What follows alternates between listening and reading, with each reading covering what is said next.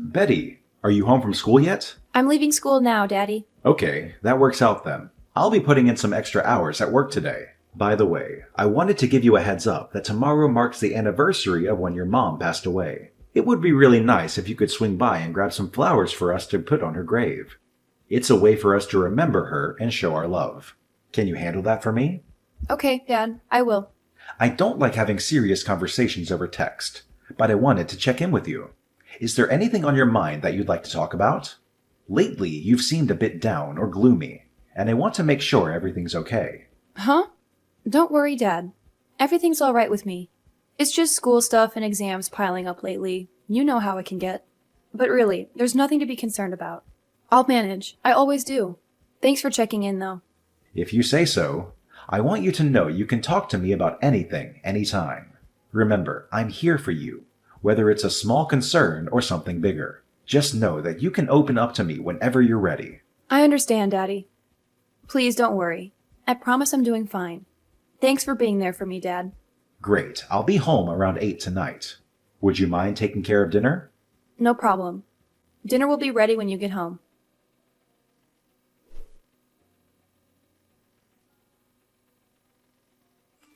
Hey, Betty, where are you?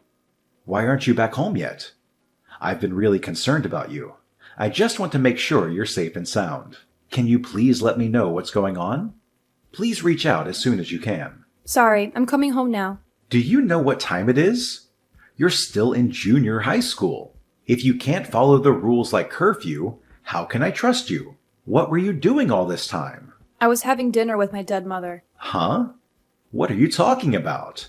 I really don't understand. Like I said, I was with my mother. You were with your mother? She's not with us anymore, sweetheart. She passed away when you were just a little one. Now, I gotta be honest with you. I'm having a hard time following what you're saying. I know you're lying, Daddy. I know the truth. I've uncovered the truth, you know. The real reason behind your divorce was your little affair. Mom told me everything, you know, about her illness and how she couldn't handle taking care of me anymore. That's why the court decided to hand me over to you. I'm not a naive child anymore, Dad. I can handle the truth. You can't keep lying to me like this. I'm not lying. Tell me where you are. I'm going to come there right now. I've already left the restaurant and I'm on my way back home now. Betty, I'm at a loss here. I really don't have a clue about what's happening. Dad, don't even think about avoiding this. It's happening and you can't escape it. This is the truth we're dealing with and it's not going away. You know, it was a shock when she revealed that she's my mother. She even showed me a picture of myself as a child. I could see how much she must have looked at that picture countless times, tears streaming down her face. This is real, Dad, and we can't ignore it any longer. What the? I don't understand. I saw Katie's body in the casket at her wake. You were probably way too young to remember it. But unfortunately, I'll never forget that. I don't remember, and so I had no choice but to believe your lie. I've never had the chance to meet a single member of Mom's family or any relatives, you know. That's why I never questioned your fabrication. I apologize that you never had the opportunity to get to know your mom's family. Unfortunately, they never really accepted me, and as a result, we weren't able to build a close relationship with them. It's something I regret, and I wish things could have been different. But sometimes circumstances just don't align the way we want them to. But Mom picked you over her own family, didn't she? And yet you still had the audacity to betray her? I saw her in tears, Dad. She wants to be with us again. She even mentioned that if you're single, she's willing to give you another chance. Can you believe that? After all the pain you caused, she's still considering it. You better think long and hard about what you've done, because Mom deserves better than someone who would break her heart like you did. Hold on. Let's take a moment to breathe and calm down, sweetheart.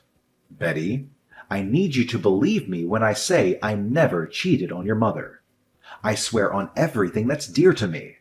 I understand you're upset, but I need you to know that your mother has passed away. I don't know who you've encountered, but she can't possibly be your real mother. I know this is a lot to process, but I'm here for you, and I'll do my best to help you understand the truth. But Daddy, I've actually met her 3 times already. It didn't feel strange or anything. She knows things about me. Things about you that only someone close would know. I can't just ignore these encounters, Dad. It's more than just a coincidence. There's a connection there, and I can't shake off the feeling that she's my real mother. Listen up, Betty, my dear. I want you to know that I'd never, ever lie to you. You're my whole world, and the idea of making you sad crushes me. Can't you see how much I care about you? Trust me when I say I'd never knowingly deceive you. You're my treasure, and I'll always be straight with you. No hidden agendas. I want so badly to believe you, but I'm torn, Dad. I'm not sure who I can trust anymore. Deep down, all I've ever wanted is to be with Mom. Look, why don't you open up and share everything with me? I want to understand the whole story, right from the beginning. If someone is claiming to be your mom, do you have their contact details? I think it's important for us to have a conversation with this person and hear their side of the story. Let's gather all the information we can so we can make sense of this situation together. Remember, I'm here for you, and we'll figure it out as a team. Yes, I'll tell you everything. I see. Once you're home, please text it to me. It may be a mutual friend or someone we haven't seen in a while. I don't know what they're up to, but there must be a reason why they went through all this trouble. I guess so. I don't really understand, but I'm sorry, Daddy. I really don't want to cause you any trouble. It's okay, baby. I know you miss Mom. If you could be with her again, you would. I feel the same. Yeah. I thought bringing up Mom would make you upset, so I did my best to avoid the topic. But I realize now that it's important for her to be a part of your lives. From now on, I'll make an effort to talk about Mom and keep her memory alive. So, could you please come home quickly?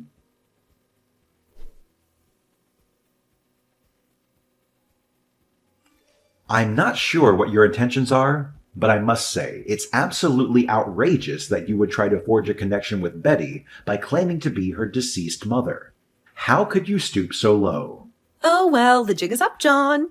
How have you been all this time? You can't even imagine how much I've missed you. Let's cut the pleasantries, Isabel. What do you mean by saying the jig is up?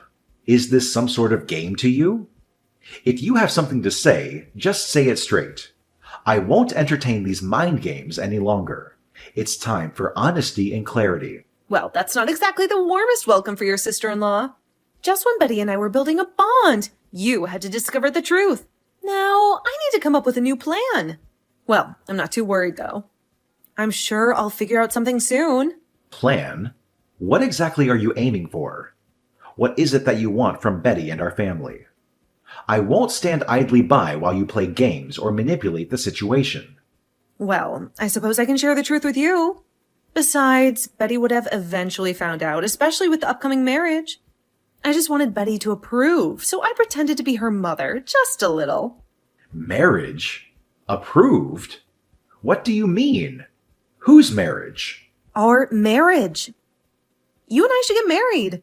It must be difficult raising a girl all on your own, especially around Betty's age. If you marry me, I'll be able to help Betty during this difficult stage in her life. Excuse me, but I really don't understand what you're saying. Me? Marrying you? Hang on a sec. Aren't you already married? Oh, no need to worry about me and my current husband. I'll handle the divorce part. If things progress between us, I'll take the necessary steps to end my current marriage. Then we can be together, right? Huh? Anyhow, do you remember when you and Katie told my parents you're going to get married? And my parents were against it? Yeah, what about it? Well, I don't know if I should tell you this or not, but they were against you two getting married because I told them what a terrible person you were. I thought Katie would break up with you because our parents didn't approve. Gosh! But you two were so stubborn that you didn't take the hint. What? Why on earth would you do something like that? I never did anything to deserve such treatment from you. And because of your interference, Katie and I had to resort to eloping. Do you realize the strain and stress it put on our relationship? Because I liked you, John. I've always liked you. But you weren't my little sister, and you fell for Katie and not me. And to forget you, I had to marry a man who was filthy rich. I had to settle. I told Katie I wanted you, but Katie wouldn't give you to me. It's all her fault. I mean, she took you from me. And because of that, my life has been a nightmare. Though my husband has a great salary, he's ugly, dense, and he smells. And our son? He takes after his father. What an awful family. I was afraid I'd be surrounded by those fugly people until the day I died. I really believed this. You don't even know how scary that thought is for me. And around that time, I happened to see you and Betty walking around town together. So what? What do my daughter and I have anything to do with you? I knew it was fate. Even though you're older, you aged well, John. You still look great. Betty definitely has our genes. She's a beautiful young woman. My dream family would be you as my husband and Betty as my daughter. Don't you agree? People often commented that Katie and I look so alike. We could be twins. Have you lost your mind? No, John, I'm completely sane. Hear me out. I know what I did to you and my sister was incredibly wrong, and I deeply apologize for that. It's been eating away at me, haunting my thoughts every single day. That's why I believe marrying you is the way to make amends. I want to take care of you and your daughter, and it was a way to make up for my sister's actions. It's a perfect solution, don't you think? This could be a wonderful opportunity for both of us, John. I don't think so at all. My wife is and will forever be only Katie. I don't understand what you're saying, Isabel. I'm shocked and furious you try to pretend to be Betty's mother. It's just wrong. Don't ever bother us again.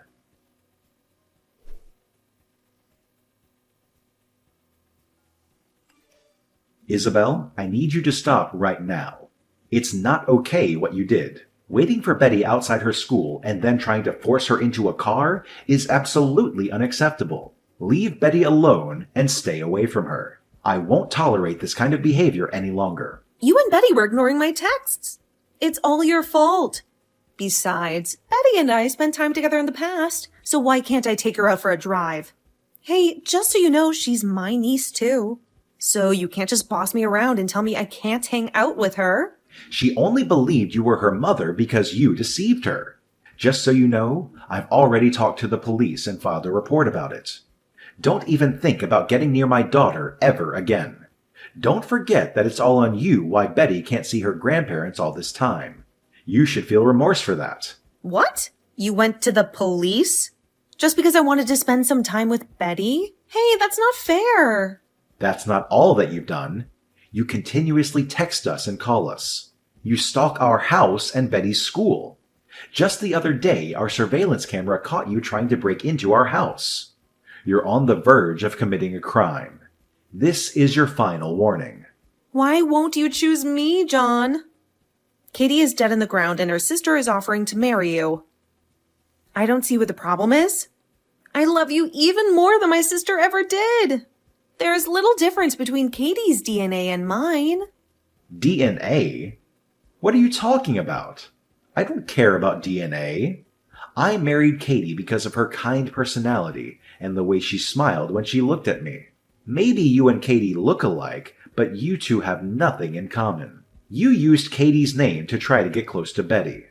Manipulating my daughter's emotions is not a quality I find attractive.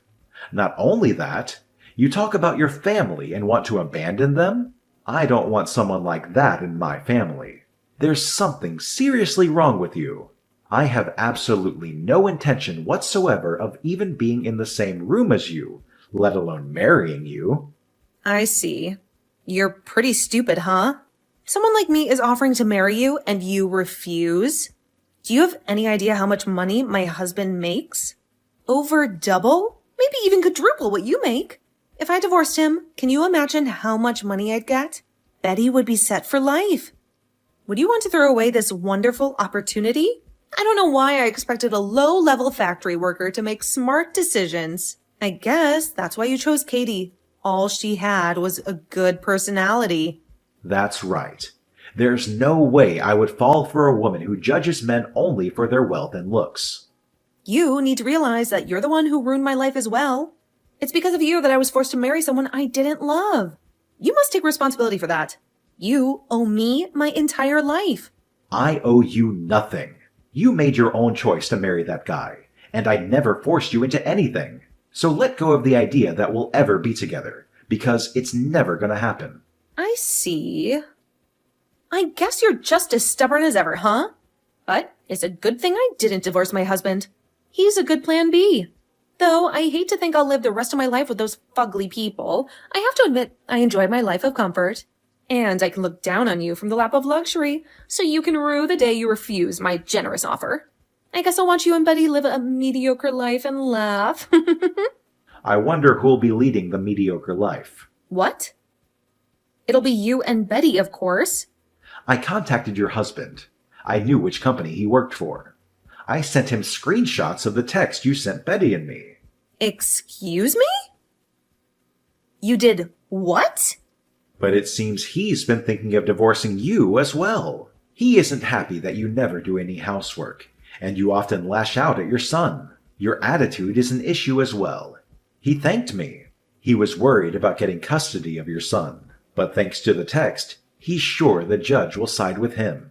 You're lying, right? My husband is head over heels in love with me. He does whatever I ask him to do. Plus, he doesn't have the courage to leave me. Everyone has their limit. He wanted to talk to you about this many times, but you always ignored him. If I married you, Betty would be set for life? What an arrogant thing for someone like you to say. You're ripping off someone else and trying to come off like the hero who's going to save my poor daughter? Stop. You know, I was just joking about that. Text my husband. I was just fooling around in the text you sent him. Tell him I didn't mean any of that. I don't think that'll change anything. Then marry me. I wanted to divorce my husband because I happened to see you and Betty. It's your fault, so take responsibility. Isabel, you and I, we aren't family, friends, or anything. You are the one who started this crazy scheme, hurting your family, Betty, and me. You're the one that needs to take responsibility. What? What will happen to me? John, what do you think I should do? I really don't care at all. Oh, and there's one more thing. You said all Katie had was a good personality, but you, Isabel, there's nothing good about you. You're empty, inside and out.